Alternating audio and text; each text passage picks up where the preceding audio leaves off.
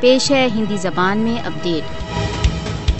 بھارت دوارا अवैध रूप से अधिकृत जम्मू कश्मीर की जनता के लिए पाशविक भारतीय प्रशासन के अंतर्गत जीवन बहुत अधिक भीषण हो गया है।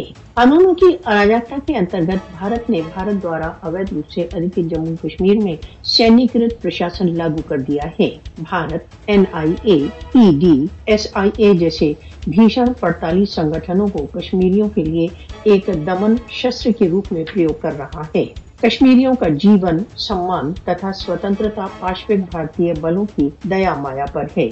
भारत ने कश्मीरियों से जीवन के अधिकार सहित सभी अधिकार छीन लिए हैं। मोदी शासन भारत द्वारा अवैध रूप से अधिकृत जम्मू कश्मीर में विरोध की सभी आवाजों को कुचल रहा है।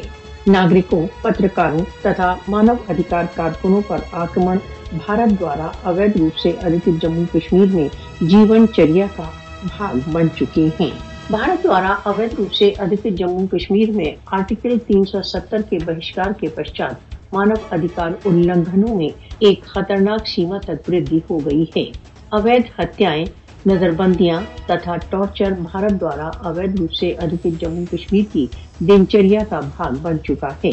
भारत द्वारा अवैध रूप से अधिकृत जम्मू कश्मीर में RSS प्रेरित RR स्वाइन के पुलिस प्रमुख के पद पर आने के पश्चात हत्याओं व गिरफ्तारियों में वृद्धि हो गई है। भारत द्वारा अवैध रूप से अधिकृत जम्मू कश्मीर के पुलिस प्रमुख RR स्वाइन के कश्मीर विरोधी वक्तव्य उसकी हिंदुत्व मानसिकता को व्यक्त करते हैं।